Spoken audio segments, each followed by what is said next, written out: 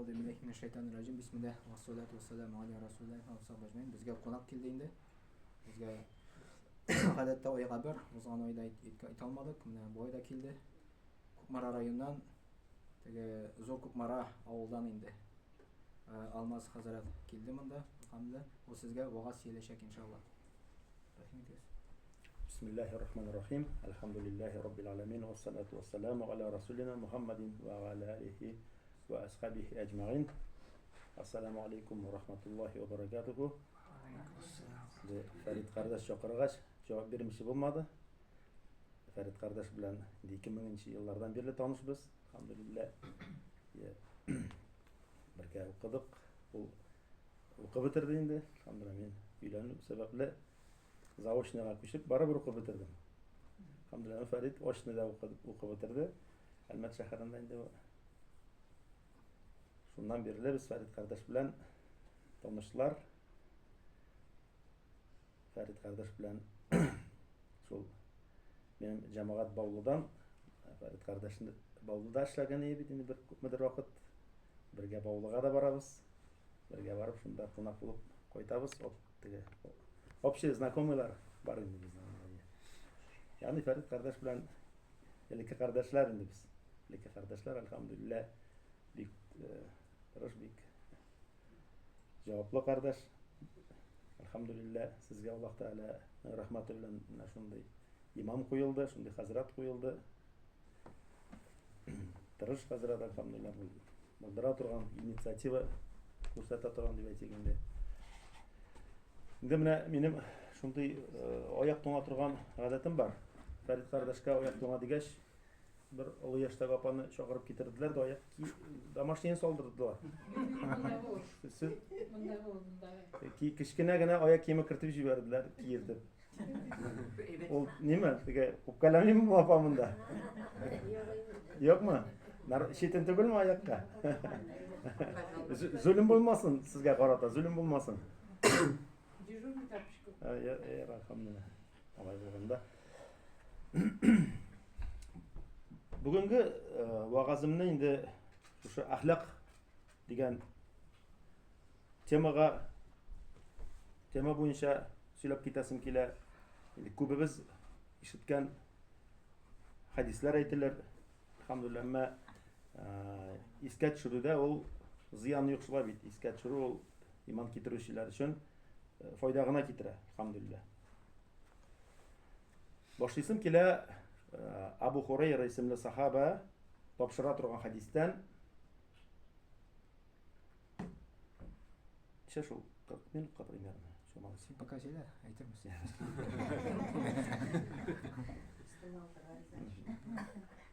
Şu Abu Hurayra ismli sahaba topshira Peygamberimiz sallallahu aleyhi ve sellem'den bir vakit soradılar. Ya Allah'ın elçisi aleyhissalatu vesselam, bunda bir hatun var bizning deydilar. Ol hatun tungi namazlar o'qiydi. Ya'ni farz namazlarından tış tungi namazlar o'qiydi. Gündüzlerin uraza tutar. Farz urazalarından tış bulayın bu. Ham sadaqalar beradi. Amma o'zining tili bilan ko'rshilariga ziyon keltiradi. Mana opalar boshlarini silkib o'tiralar. Ular endi bu hadisni eshitganlari bor, shulay deb. Payg'ambarimiz nima deb javob beradi? Yo'q, onda xayrlik hayyoning o'rnini o'tadi. Davomi bir xotin farz namozlarini o'qiydi, shu farz ro'zalarini tuta, ammo bir kimga dagin tili bilan ziyon keltirmaydi. Peygamberimiz sallallahu aleyhi ve sellem onun o'rnini jannatda deb aytadi. Hadis Al-Hakimda kelar, Ibn Hibban'da, şular İmam Al-Bukhari bu hadisini Al-Adab Al-Mufrad degan kitobda keltiradi. Ya'ni dalillanirlik hadis. Peygamberimizning bu xotin o'tda degan jahannam o'tinda degan so'zi uni dinsiz deb aytib o'tugul. Ya'ni ularni kafir deb aytmaydi. İmansız deb aytmaydi. Amma da lakin onun mana shu o'tda bo'luvi ne sababli? Tili orqasida ham noshar xulqi sababli. Noshar xulqi sababli. Бу бик кисәтә торган хадис. Бик кисәтә торган хадис. Чөнки менә шушы әхлаксызлык, начар холык кешене нәрсә утка алып керергә мөмкин. Фарыз намазларыннан тыш төнге намазлар укый, субханаллах. Фарыз уразаларыннан тыш көндезләрен ураза тота, садакалар бирә. Әмма шушы менә теле белән җәһәннәмгә керә.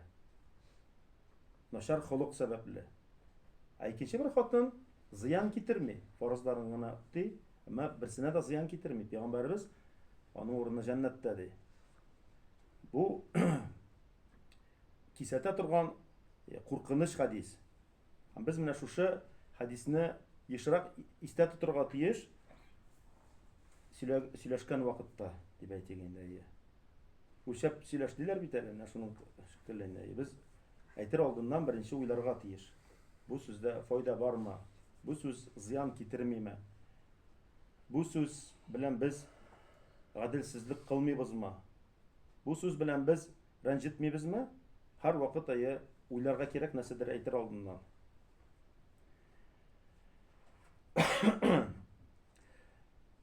Күркәм холыкның киресе ул начар холык, шулай бит.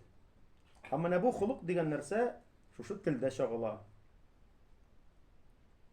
Әдәп холыклы кешегә ул әдәпле кеше дип әйтәләр. Начар холыклы кешегә холыксыз дип әйтәләр. Холык ул чагыла тән агъзаларында гомумән. Күзләрдә дәгән, без әгәр дәгән кушылган урынга гына карыйбыз икән, рөхсәт ителгән урынга карыйбыз икән, бу холык була. Күркәм холык була. Әгәр дә киресе була икән, бу холыксызлык була. Куллар белән дә шулай ук без кушылган урын нәрсәләрне тотабыз. Чөнки без Аллаһның кушканын үтәргә тиеш. Пәйгамбәребезнең кушканын үтәргә тиеш. Менә бу күркәм холыктан була. Капма каршысы әдәпсезлек була. Йомшаклык холык, шулай бит. Йомшаклык ул әдәп.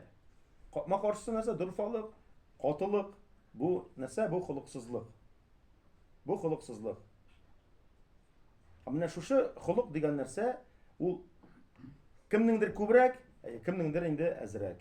Кемнеңдер нәрсәдәдер бар, холкы кемнеңдер нәрсәдәдер ул юк.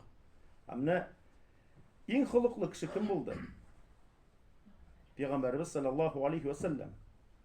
Калам сүрәсенең 4-нче аятында Аллаһ субханаһу ва тааля әйтә, шуның яхшы тәрҗемәсе дөрестлектә син бийүк, азим, бийүк холыкка ия ди. Аллаһ субханаһу ва тааля үзе шаһидлек бирә пәйгамбәрбезгә, дөрестлектә син бийүк холыкка ия. Абу Хурайра тапшыра торган хадистә пәйгамбәрбез саллаллаһу алейхи ва саллям әйтте: "Мин җибәрелдем холыкны камилләштерер өчен ди. Тулыландырыр өчен җибәрелдем ди." Һәм Анас ибн Малик шулай тапшыра торган хадистә пәйгамбәрбез саллаллаһу алейхи ва саллямның холкы иң яхшы иде кешеләр арасыннан. Иң яхшы холыклы пәйгамбәрбез иде ди. Анас ибн Малик кем була ул? Сахаба. Ул пәйгамбәрбезгә 10 ел буе хезмәт иткән була. Мин ди аңа 10 ел буе хезмәт иттем. Һәм ул миңа бер мәртәбәдә уф дип әйтмәде. Әгәр дә берәр нәрсәне эшләсәм, ник эшләдең дип әйтмәде. Әгәр дә берәр нәрсәне эшләмәсәм, ник эшләмәдең дип әйтмәде. Менә шундый холыклы булды пәйгамбәрбез. Анас ибн Малик аңа хезмәт иткән була 10 ел буе. Һәм аннан мин ди ишетмәдем бер мәртәбә уф дигән сүз ди. Чөнки ул олуг холыкка ия. Шулай ук Аишадан, пәйгамбәрбезнең хатыныннан, пәйгамбәрбезнең холкы буенча сорыйлар. Ул нәрсә дип җавап бирә? Кур'ан ди, баракаллах. Аның холкы ул Кур'ан ди. Хадис Бухари, Муслимдә килә. Һәм Ибн Раҗаб исемле галим әйтә, ягъни ул Кур'анга иярде ди. Кур'ан мактаган нәрсәләрдән ул канагать калды. Кур'ан тәнкыйтьләгән нәрсәләргә аның ачуы чыкты ди. Нәрсәне Кур'ан мактый, пәйгамбәрбез канагать шуннан. Нәрсәне Кур'ан тәнкыйтли, Аллаһ Субханаһу ва Тәгалә нәрсәне тәнкыйтли? Пәйгамбәрбез шуңа ачулы булды. Менә аның хулкы Кур'ан булды. Шулай ук Айша тапшыра торган хадистә Пәйгамбәрбез саллаллаһу алейхи ва саллям әйтте, дөрестлектә ди, йомшаклык нәрсәдә генә чагылмасын, ул аны нишли? Бизи, матурлый ди. Һәм йомшаклык кайдан гына алынмасын, ул аны ямсызлый ди. Нәрсәдә генә йомшаклык була икән, ул аны матурлый, бизи. Һәм ул йомшаклык кайдан гына алынмасын, ул аны ямсызлый ди. Хадис Имам Муслимдә китерелә. Шулай Имам Муслимдә килә торган хадистә Пәйгамбәрбез саллаллаһу алейхи ва саллям әйтте, кемдә яхшылык ва шушы менә йомшаклык юк икән, ул бөтен нигъмәттән мәхрум ди. Бөтен нигъмәттән мәхрум.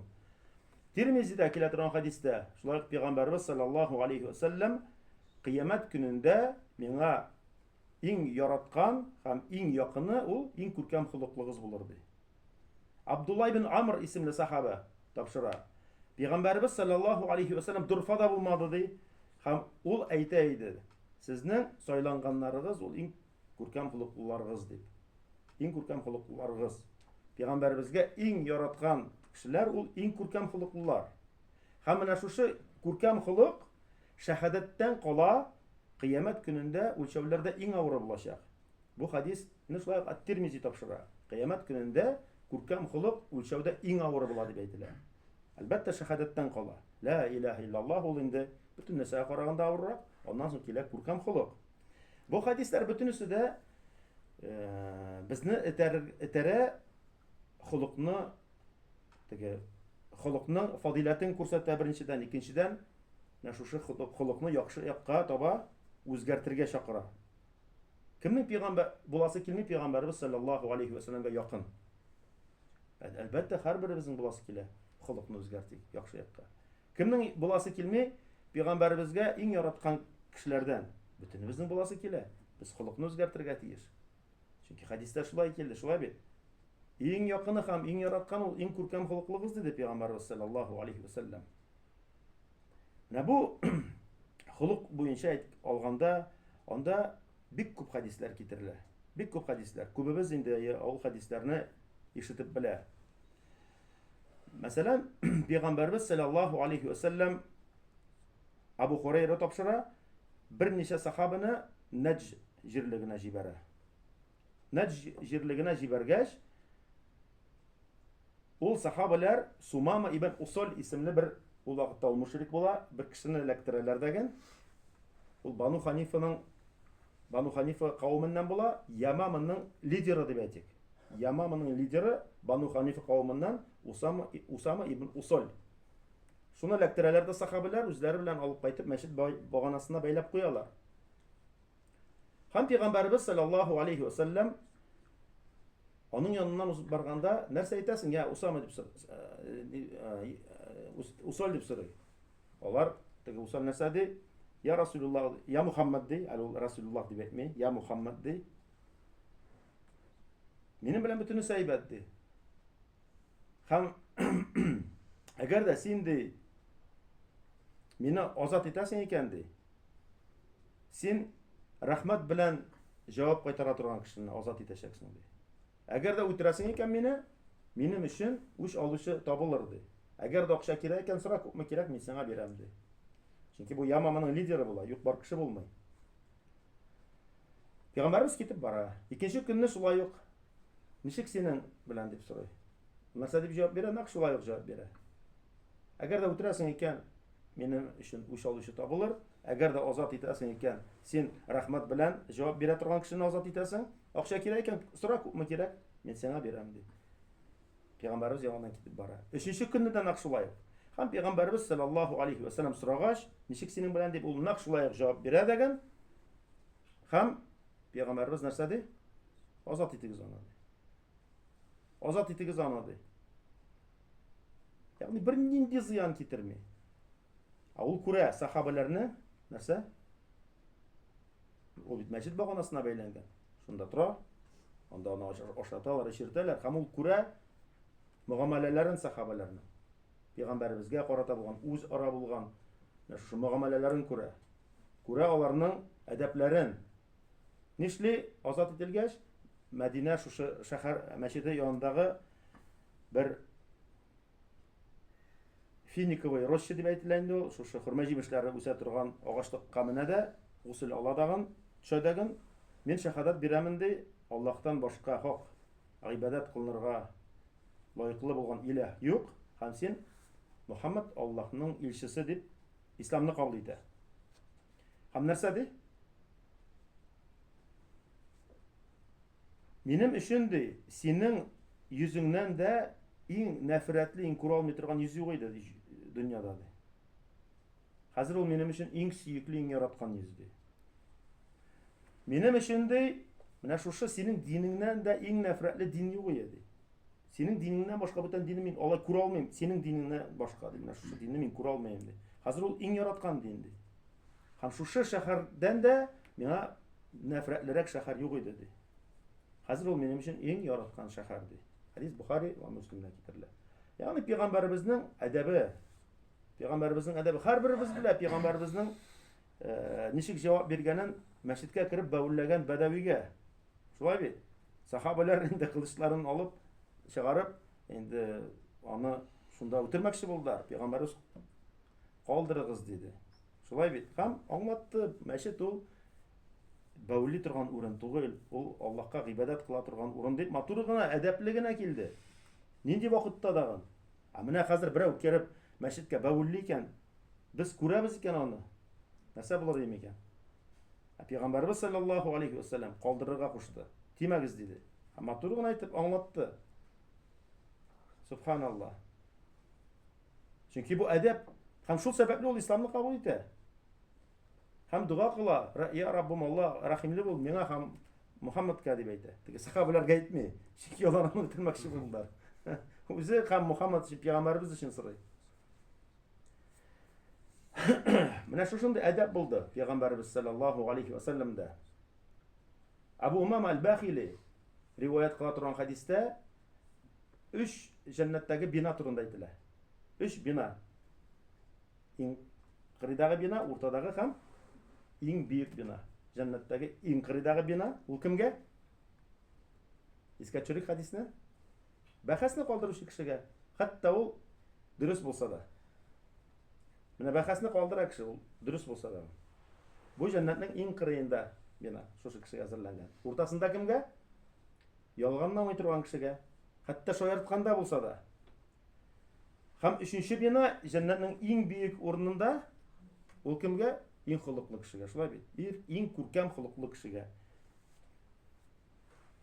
Хадис Абу Давудта килә ошмасам, Хасан иснат белән. Менә шушындый хадисләр алар карасак әгәрдәгән әдәп буенча булган китапларны күрәбез. Һәм әлбәттә инде сахабалар дагы пәйгамбәребезгә иярүче булдылар. Һәм сахабалар да пәйгамбәребезгә иярүче булдылар. Умар ибн аль-Хаттаб нәрсә ди, кешенең холкына таянмады. Аны сынамыйча торып ди, нинди вакытта? Шушы ачулары чыккан вакытта. Ачуы чыккан вакытта күренә кешенең холкы. Ачуы чыккан вакытта ничек була ул? Үз-үзен тота аламы ул? Үз-үзен тота алмыймы ул? Шулай ук Абу Тальха исемле сахабаны ишетеп беләсездер. Абу Тальха ул хатынына әйтә торган була. Әгәр дә минем ачу чыга икән ди, син минем ризалыгымны алып мине тынычландыр ди. Әгәр дә синең ачуың чыга икән, мин синең ризалыгыңны алырмын ди. Сине тынычландырып. Әгәр дә без булай эшләмәсәк, безнең яшәү ди озакка сузылмаячак дип әйтә. Безнең яшәү озакка сузылмаячак. Ягъни ике як тынычландырсын, ирнең ачуы чыккан вакытта хатын тынычландырырга тиеш, хатын ризалыгын алырга тиеш ирнең, һәм киресенчә. Менә шушы вакытта нәрсә? Килешү булачак һәм тормыш дәвамлы булачак. Әгәр дә инде киресенчә булса, син бер сүз әйтсәң, 10 сүз ишетәчәксең. Җавап.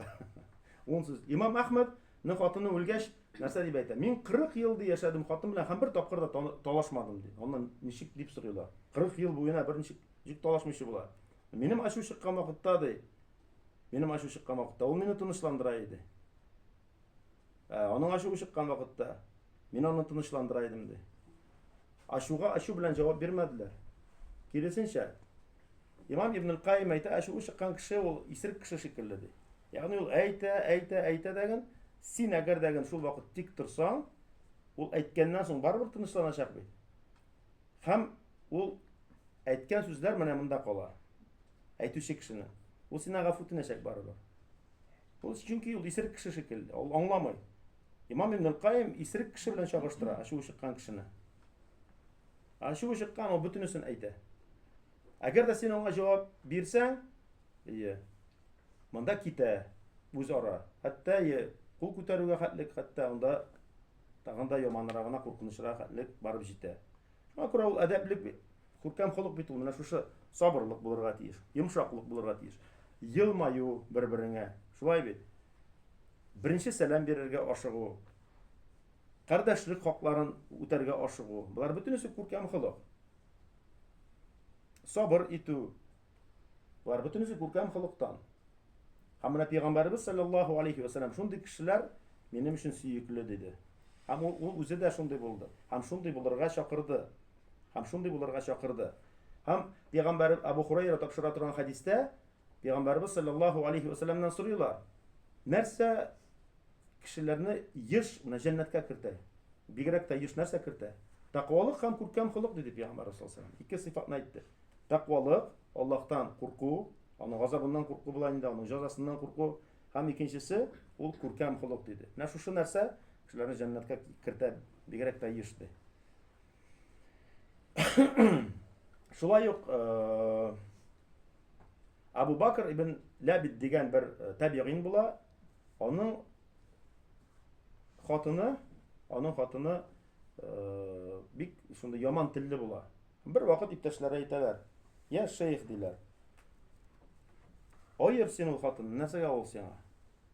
Ул сиңа гел кеше бармы, кеше юкмы? Сине гел рәнҗетеп тора сүзе белән." "Айыр" ди. Ул нәрсә дип җавап бирә? "Юк ди, мин куркам" ди, аны аерырга. Әйе. Әгәр дә мин ди аны аера калам икән, аның белән башка мусульман сыналачак ди. Башкасына кияүгә чыгып, ул аңа сынау булачак ди. Һәм мин ди аны аермыйм ди, чөнки менә шушы хатын сәбәпле бәлки Аллаһ субхanahu ва тааля миңа бүтән бәлаләрне бирмичә күтәреп торадыр ди. Ягъни шушы инде җиткән шикелле. Сынау буларак. Шулай ук мин аны аермыйм ди, өченчесе нәрсәгә? Мин хатын эзләп бирдем. Берсе дә миңа бирмәде, әмма моның атасы миңа риза булып бирде ди. Хәзер мин аны аерам икән, мин аны ул атасы миңа карата шундый күркәм мөгамәлә кылды. Хәзер мин аңа шушы рәвештә җавап бирим ди. Юк ди. Һәм һәрбер мөэминнең үзенең бер михнәте бар, бу инде минем михнәтем ди. Бу инде минем михнәтем ди. Шундый хәл. Менә бу әдәп. Бу шулай ук әдәп. Әйткәне Тальха, Абу Тальха исемле сахаба, ул бер Абу Тальха түгел, гафу итегез, Абу Дарда исемле сахаба була. Абу Дарда. Аның Ад-Дарда исемле хатыны була. Абу Дарда исегезгә төштеме? Юкмы? Аның малае ширли торган була һәм бер вакыт үлеп китә. Ул өенә кайткач, хатыны әйтми әле аның малае үлгәнен. Исегезгә төштеме? Менә шушы сахаба ул. Ул аны каршы малайның хәлләрен ничек дип сорагач, ул тәүрия ясый. Нәрсә дип? Ул бөтенләй тынычланды инде ди. Бөтенләй тынычланды һәм ул аның хаҗәтен үти, ашатта, эшертә. Һәм шул вакыт мисал китерә әҗәт белән. Әгәр дә күршеләр әҗәткә бирсә, һәм нәрсә? Сорасалар әҗәтне, без кайтырга тиешме дип, әйе ди. Менә ди Аллаһ субхanahu ва тааля бирде, Аллаһ субхanahu ва тааля алды ди малайны ди. Менә шулай иттереп, шундый подход ясый. Кайтып керүгә синең малаең үлде дип тотынмый. Менә шундый әдәпле рәвештә. Менә шушы Абу Дарданың хатыны Ад-Дарда тапшыра. Ул ди бер вакыт ул төнгә намазга ди тора иде. Һәм Төне буе ди елап дуга кыла иде, төнге намазга торгач. Я Раббым Аллах, син миңа күркәм тән бирдең. Минем холкымны да күркәм ит дип. Менә шушындый дуга кыла иде сахаба. Күркәм тән бирдең, менә миңа шушындый күркәм холык бир дип дуга кыла иде. Җылый-җылый. Һәм хатыны сорый: "Син ди төне буе ди күркәм холык сорадың ди. Күркәм холык, бүтән бер нәрсә ишетмей күркәм холык кына сораган була. Нәрсәгә ди? Абу Дарда нәрсә ди? Дөреслектә ди, менә бу мусульман ди, үзенең холкын яхшылайтачак, бу холык аны җәннәткә керткәнчә хәлле ди. Һәм кеше ди үзенең холкын түбәнгә төшерәчәк, бу холык аны җәһәннәмгә керткәнчә хәлле ди. Һәм мусульман кешесе йоклаганда ди әҗер савап ала ди. Ничек әҗер савап ала ул йоклаганда? Теле тик торып гөнаһ алмый. Монда әҗер савап ала. Ул әйтә аның сәбәбен. Әйтә. Ничек? Онса да бар, ama cevap монда башкача. Чөнки ди мусульман кардәшең ди тора ди төнне, һәм Аллаһ Субханаһу ва Тәгаләгә мөрәҗәгать итә. Һәм Аллаһ аңа җавап бирә. Һәм ул мусульман кардәше өчен сорый ди. Һәм Аллаһ аңа җавап бирә ди. Ягъни икенче мусульман кардәш төнне тора даган, син йоклаганда синең өчен әй дуа кыла. Ягъни шулай әҗер савап ала. Әҗер савап ала. Шулай ук Тальха ибн Абдуррахман ибн Ауф аның хатыны бер вакыт әйтә: "Синең ди иптәшләреңә караганда да мин андый начар иптәшләр күргән юк" ди. Нәрсәгә дип сорый. Мин ди күрдем ди аларны, алар син бай булганда синнән калмыйлар ди. Кайчан син хәерчелеккә чөсең икән, аларның берсе дә синең янында күренми ди. Бай булганда синең янында, хәерче булганда берсе дә юк. Менә без нәрсә уйлар идек? Тальха ибн Абдуррахман ибн Ауф ул хатыныннан нәрсә дөрестлектә бу ди, аларның күркәм холык сәбәпле ди. Карагыз. Дөрестлектә бу аларның холыклары күркәм булу сәбәпле ди. Кайчан алар күрәләр ди, без аларның хакларын кайтара алганны. Алар киләләр безнең янга ди. Кайчан алар күрәләр, biz аларның хакларын кайтара алмаганны, алар безне борчып тормыйлар ди. Имам Аль-Маварди исемле галим әйтә: "Карагыз ди. Тальха ничек менә бу гамәлне әйләндереп куйды ди. Икенче якка бөтенләй әйләндереп куйды. Начар уйламый, яхшы уйлау дигән сүз менә бу. Кардәшләрнең хакында. Аның хатыны күргән юк ди синең иптәшләренә караганда да начар иптәшләр. Сәбәбе син бай булганда синең янда, син хәерчеләнгәч ди берсе дә юк ди. Ну монда бит шулай уйлыйсың. Булар значит шин кардәшләр түгел, булар материальный выгода өчен генә йөриләр. Ниндидер үзләренә кирәк булганда гына. Миндә Тальха алай уйламый, Тальха әйтә, аларның бу холыклары күркәм булу сәбәпле шулай ди. Күрәләр ди, без алар хакларын кайтара алабыз, кунакның хакларын безнең янга киләләр ди. Кайчан алар күрәләр ди, без кайтара алмыйбыз ди хакларын, булдыра алмыйбыз ди, алар безне борчып тормыйлар ди. Имам Аль-Маварди шуны әйтә, карагыз ди, ул әйләндереп куйды ди, киресенчә ди. Әйләндереп куйды шушы нәрсәне. Һәм бу ди, валлаһи ди, Имам Аль-Маварди әйтә, йөрәкнең чиста булуы сәбәпле ди. Дөньяга җиңел карау һәм ахирәткә омтылу сәбәпле. Һәм булар барчасы да җәннәткә алып бара торган сәбәпләр ди. Барчасы да җәннәткә алып бара торган сәбәпләр. Йөрәкнең чиста булуы. Шулай бит. Ягъни начар уйламый кардәшләре турында. Дөньяга җиңел карый, ахирәткә омтыла. Булар бөтенесе дә җәннәткә алып бара торган сәбәпләр дип әйтә. Имам Ибн Хиббан исемле галим әйтә, хак матурлык ди. Хак матурлык. Ул нәрсә үз-үзеңне тота белү ди. Әгәр дә кем үз-үзен тота белми икән, ул бу матурлыкка ия түгел ди. Үз-үзеңне тота белү ул нәрсә? Ул әдәптән. Ул әдәптән. Кирәк булганда гына сөйләшү. Кирәк булмаганда тик тору. Шулай бит. Кем Аллаһка һәм кыямәт көненә иман китергән икән, хәерлесен генә сөйләсен, я булса тик торсын диде Пәйгамбәрбез саллаллаһу алейһи ва саллям. Шуңа күрә холыктан булып тора, яхшы әхлактан булып тора, ул кирәклесен генә сөйләү. Кирәклесен генә. Кирәкмәсен. Әлбәттә без бит инде күрәбез менә Ahlaklı kişi bilen ahlaksız kişini ayırıp bula. Ул күп сөйләшкән кеше ул ahlaklı булып күренми инде. Теләсә нәрсә сөйләшкән кеше. Инде кирәклесен генә сөйләшкән кеше ул хикмәтле булып күренә, шулай һәм ahlaklı булып күренә.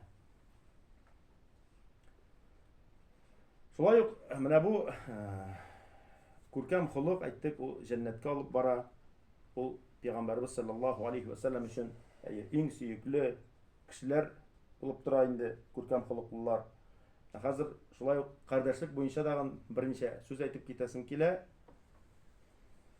Кардәшлек буенча Аль-Хуҗурат сүрәсендә Аллаһ субханаһу ва тәгалә нәрсәдә дөрестлектә мөэминнәр ул кардәшләр ди.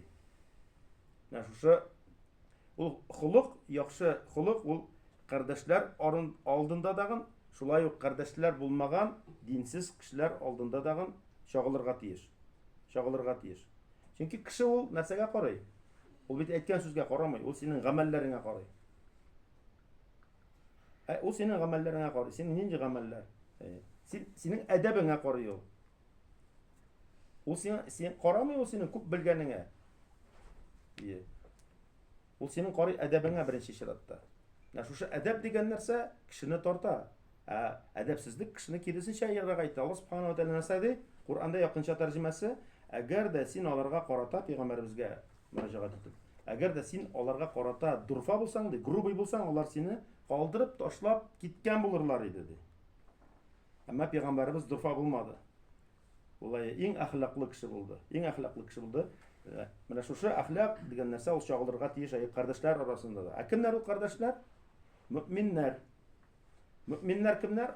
Шушы иманга, иманның алты баганасына иман китерүчеләр, шулай бит. Намаз укучылар. Аллаһның шушы динен тотучылар, бер Аллаһка гына гыйбадат кылучылар, бер Аллаһ алдында гына сәҗдә кылучылар, бер Аллаһтан гына сораучылар, бер Аллаһны гына иң каты ярату белән яратучылар, Аллаһның динендә шикләнмәүчеләр, Аллаһның аятларын, пәйгамбәрнең сөннәтләрен кабул итүчеләр. Менә бу була мөэминнәр. Менә шушы мөэминнәр ул кардәшләр безнең өчен. Кардәшләр. Һәм башка Гимран сүрәсендә Аллаһ субханаһу ва тәгалә әйтә: "Һәм сез Аллаһның рәхмәте белән кардәшләр булдыгыз", ди. Аллаһның рәхмәте белән. Мөэминнәр бер-берсенә кардәш булгач, менә шушы кардәшлек ул Аллаһның рәхмәте белән. Иман ул Аллаһның рәхмәте. Аллаһ аны үзенең рәхмәте белән бирә. Кемгә тели, Аллаһ үзенең рәхмәтен шуны иманлы итә. Кемгә теләми икән, үзенең гаделлеге белән имансыз итә. Чөнки Аллаһ безнең йөрәкләребезне белә. Шулай бит, безнең гамәлләребезне белә, безнең яшерен уйларыбызны белә, безнең ниятләребезне белә. Менә шушы сез Аллаһның рәхмәте белән кардәшләр булдыгыз, ди. Кардәш мөэминнәр, кардәшләр. Менә иман ул Аллаһның рәхмәте белән бирелә. Үзебез лаеклы булганга түгел, менә без бит мин лаеклы аңа дип әйтәбез кайбер вакыт. Әмма бу дөрес түгел. Дөрес түгел. Аллаһның фақат Аллаһның рәхмәте белән генә кеше иманлы була. Һәм фақат Аллаһның рәхмәте белән генә кеше җәһәннәм утыннан кутылып җәннәткә керә. Бу Аллаһның рәхмәте белән генә. Һәм менә шушы кардәшлек дигәндә инде бер мусульманның икенче мусульманга алты тиеш булган нәрсәсе бар, шулай бит. Абу Хурайра риваят кыла торган хадистә нинди нәрсәләр ул? Ишетеп беләсез инде. Сәлам бирсә җавап кайтару. Икенчесе төшкүреп әлхәмдүлилләh дип хәмд әйтә икән, ярхамукаллах дип әйтү. Бу бер мусульманның икенче мусульманга карата булган шушы обязанность дип әйтегән русча. Тиешле булган нәрсәсе. Өченчесе, әгәр дә ул тәкъдим ясый икән, чакыра икән сине каядыр, мәҗлескә җавап бирү. Дүртенчесе,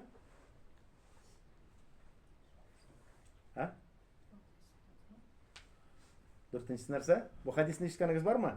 Бер мусульман икенче мусульманга алты нәрсәдә тиешле дигән. Юк? Җавап бир, дөрес әйттегез, сәлам, ярхамукаллах дип җавап бирү. Хамдулилlah дисә, әгәр дә әйтмәсә, ярхамукаллах дип әйтелми. Чөнки Пәйгамбәрбез вакытында ikki төшкергән була, берсе әлхамдулилlah дип, Пәйгамбер заңа җавап бирә, икенчесе әлхамдулилlah димәп, Пәйгамбер заңа җавап бирми. Без дә шушы сөннәт буенча эшләргә тиеш. Әгәр дә төшкереп әлхамдулилlah дип Аллаһны мактый икән, без ярхамукаллах дибез. Әгәр дә әйтмәсә, без шулай аңа ярхамукаллах димибез. Җавапсыз кала инде. Өченчесе нәрсә булды? Шакырса җавап бирү. Дүртенчесе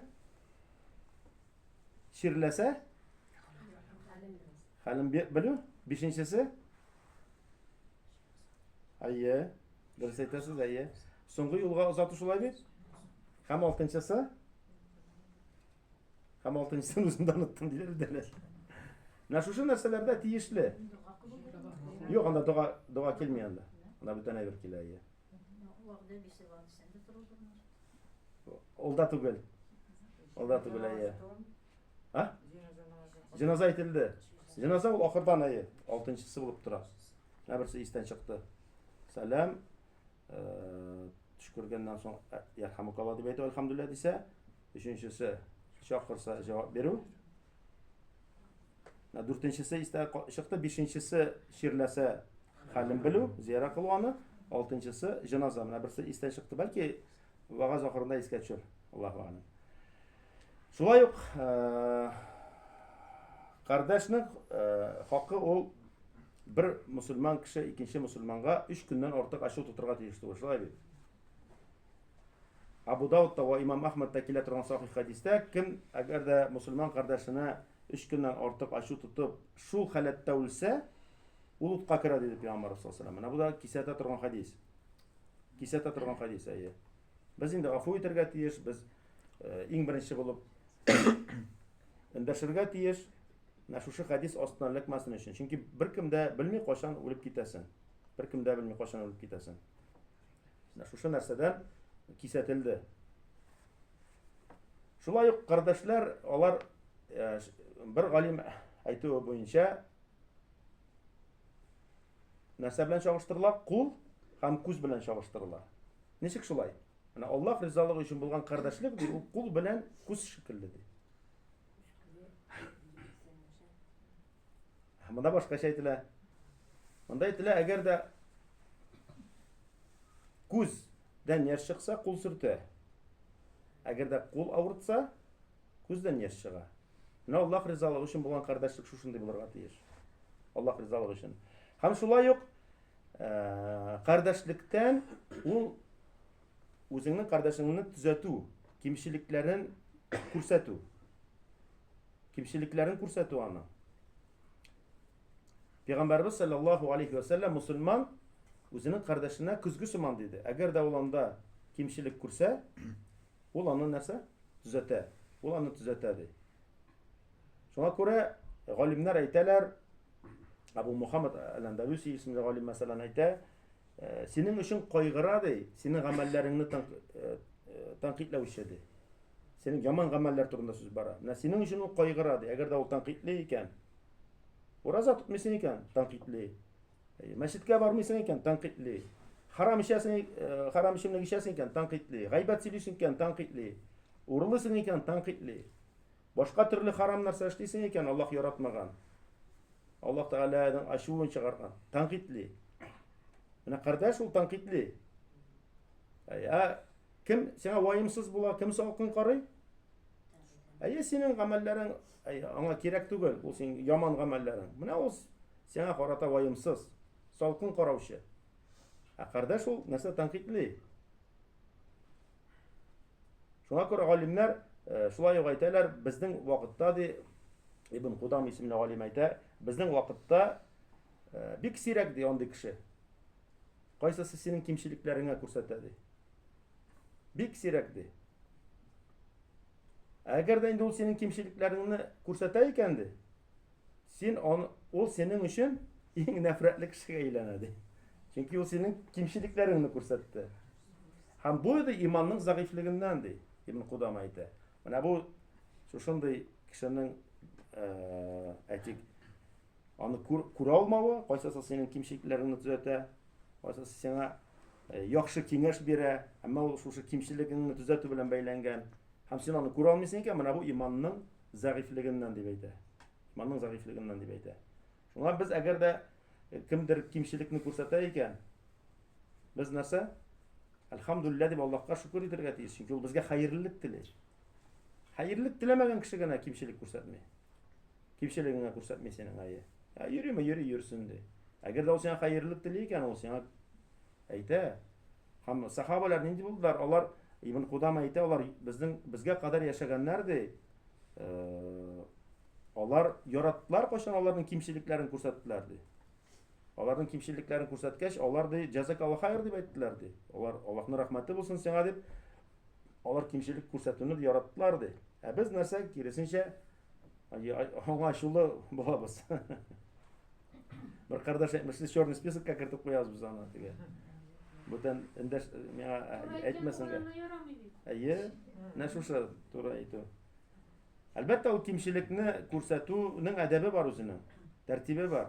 Ул кеше алдында булырга тиеш түгел, аерым әкрен генә, чөнки аңа дагы кыен булмасын. Халык алдында торып әйтсәң аның кимчелеген, бу дөрес түгел. Бу дөрес түгел. Аның аерым гына, әкрен генә, җайлап кына, әйтик, кайфы булган вакытта, һәр вакыт түгел. Шундый чакта аның кимчелеген әйт. Әмма әйтергә кирәк. Әйтмичә калырга ярамый. Әйтмичә калырга ярамый. Һәм дуга кылырга кирәк инде кардаш өчен.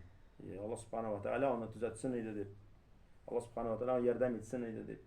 Һәм Пәйгамбәрбез саллаллаһу алейхи ва саллям шулай ук әйтте. Әгәр дә кеше ди үзенең кардашына ширканып, җирәнеп карый икән, ди, менә бу зыян буларак җитә инде. Шуңа күрә без карарга тиеш түгел. Кардаш икән, кем генә булмасын, нинди генә булмасын, без аңа ширканып, җирәнеп карарга тиеш түгел. Чөнки ул безнең кардаш. Зыян буларак җитә диде Пәйгамбәрбез. С отвращением карый икән әгәр дә, һәм бер мусульманның икенче мусульманга нәрсә? Харам булып тора аның мал-мөлкәте, аның каны һәм аның честь, намусы. Шушы нәрсә бер мусульманның икенче мусульманга харам. Мал-мөлкәте, байлыгы һәм каны һәм намусы, честі. Менә шушындый кыскача гына инде сезгә зирәк әдәп буенча һәм кардашлык буенча бераз аятлар инде әйтелде, хадислар әйтелде. Иң мөһиме инде ишетү түгел, иң мөһиме шуның буенча гамәл кылу. Шуның буенча гамәл кылу. Абу Аддар да нәрсә ди? Кайгы шул кешегә кем белде ди һәм гамәл кылмады. Белмәде һәм гамәл кылмады ди. 7 мәртәбә кайгы шул кешегә кем белде һәм гамәл кылмады ди. Шуңа без моны бит инде ишетеп беләбез, бу искә төшерү генә. Бу тагын бер тапкыр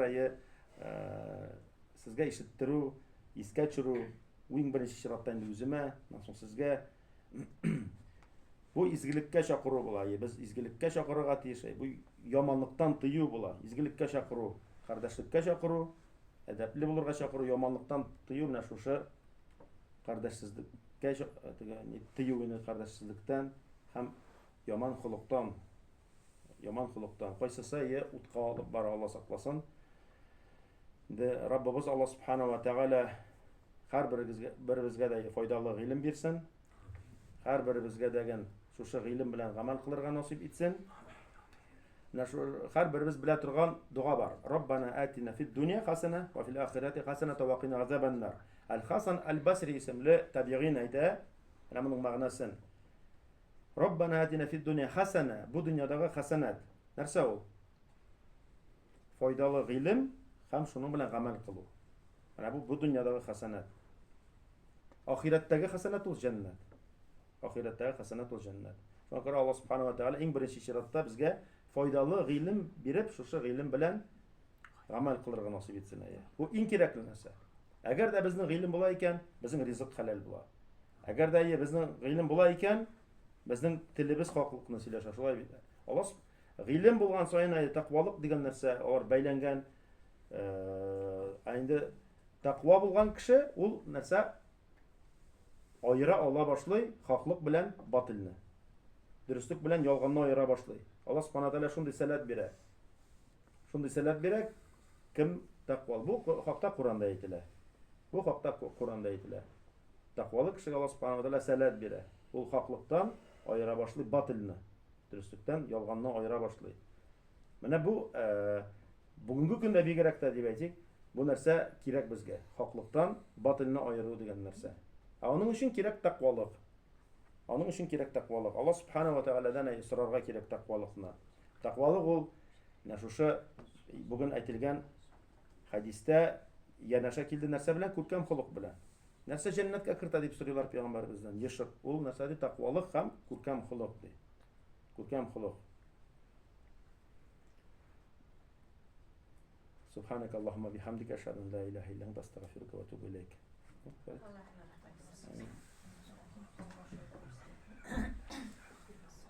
Şimdi elhamdülillah buran deyip durmağansız, kilgensiz. Maşallah.